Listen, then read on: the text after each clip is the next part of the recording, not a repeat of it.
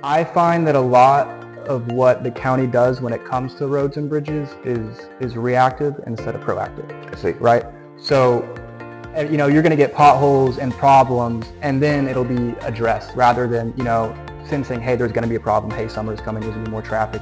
Let's fix it now. I feel like it's just a reactive approach to almost all, the county road people for those.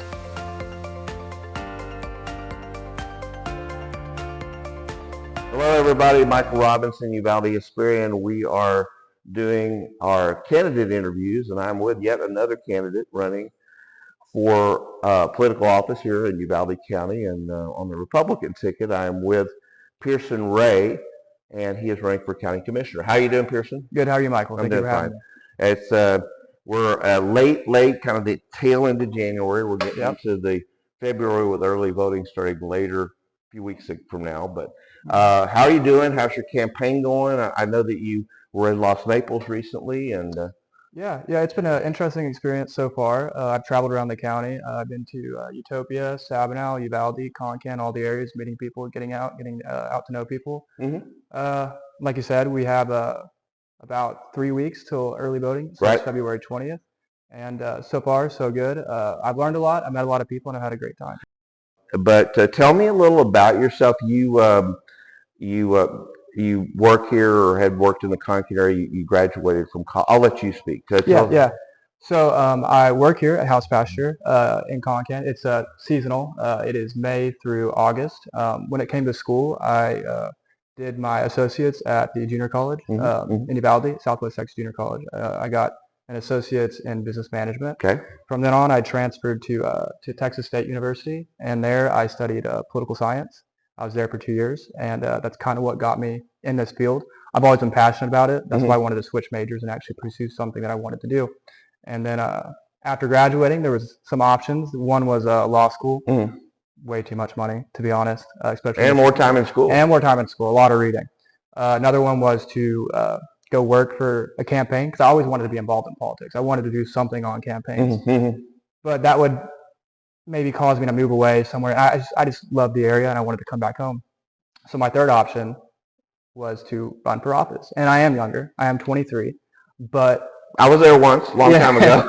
But I have passion, though, for it. Like I said, I love all the candidates, some of their friends and family, but I have passion and drive and energy, and being younger and perhaps winning the race. That's something that I could bring that's new. Everybody's a little bit older, but I think the county would do better or be better with a younger voice. So tell me a little. County commissioner is going to be there over. Tell me a little about that position and that body of government. So the county government, the commissioner's court, it is 4 people. Each one represents a portion of the county, 1/4 of the county. It's divided based on population. So, for instance, Precinct 3, land-wise, is much larger, but that's because it has more of the rural communities, like Utopia, Concan, Sabinal, and the east side of Uvalde. What commissioners do, a lot of people is what they hear is roads and bridges, which, yes, that is true. That's a big part of it, especially in rural areas.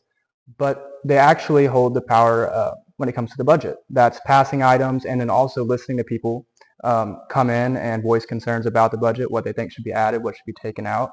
And they also are, for rural areas like this, they're the voice for those people. Because Uvalde has a city government. They have city council, but Concan, Utopia, Sabinal, these areas, they rely on the county commissioner to be their voice. Something happens, and so they can talk to them and voice their concerns. So they're like the city council of the county, so to speak. Yeah, essentially. The roads and the potholes. You've got, I know D. Kirkpatrick, they have to cut some of the grass around the bar ditches and things like that. And of course, up in Concan, you've got the whole tourist thing. You've got that dynamic. Absolutely. So it's a little different. It's a big driver to the economy, but also there's challenges and problems and opportunities that come with that. So I'm just going to kind of let you talk.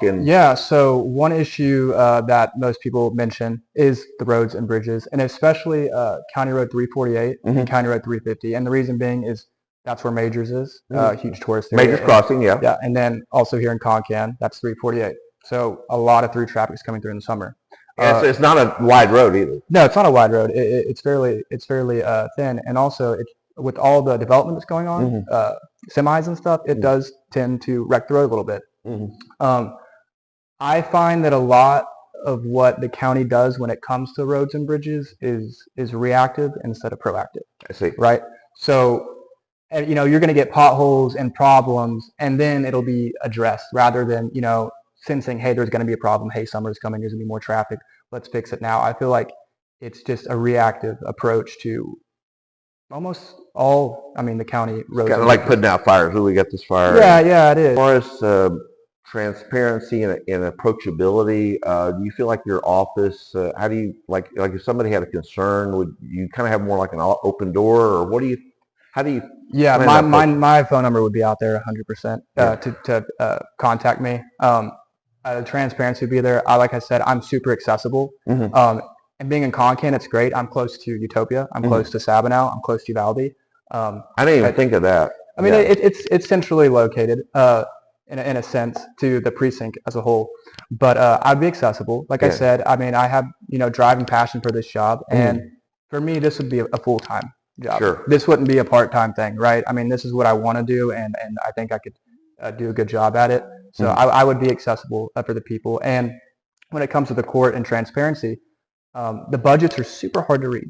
You know, they are. They're very long. They're longer than the Bible. You're going to get in the weeds kind of thing. Yeah. So I want to basically take out the parts that matter to the people, because a lot of it in there is just kind of like word salad. Right. But if we can extract the parts that actually matter. Never thought of it that way, but yeah. Yeah, it is. It's super long. So if you can take out the parts, you know, that people want to see, and then, you know, and put that out there. Or maybe have a summary and say, hey, you know, these are some key things, takeaways you might want to pay attention to. Yeah, like cliff notes for the budget. Because it's super difficult to read. And, you know, when I've read parts of it, it's hard to read. And I know for the average person, unless you're like a lawyer, you're going to have trouble, you know, reading it and deciphering it. So that's something I want. Either that, or if you're looking for something to help put you to sleep at night. Yeah, exactly, right. It's not too much of a fun read, but I don't want to really keep you long. Let's talk about early voting and the election. So early voting, you're on the Republican ticket. Yeah, I'm on the Republican ticket. So if you go to the Democrat, you're not going to see Christian races. No, you will not. No, you will not see me over there. Not on that side. So, but a lot of your race is going to be on the Republican side, right? So.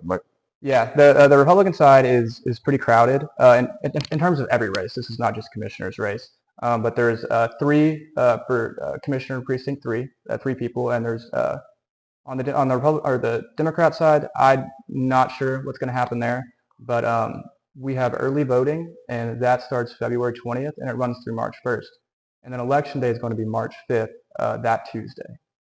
So not March 4th, and you don't March 4th to the polls. It's going to be March 5th. Yeah, March 5th to the polls. Okay. Yes. So, but anyway, that's all I have for you. I just wanted to thank you. I'm going to have a shameless plug here. I didn't just come to interview Pierson because I'm really rooting for him. I'm trying to stay neutral. And so if any other candidate would like to have a little video interview like this, please contact me. I probably don't have the time, or just I'm busy with other things, just to reach out to everybody and say, please come.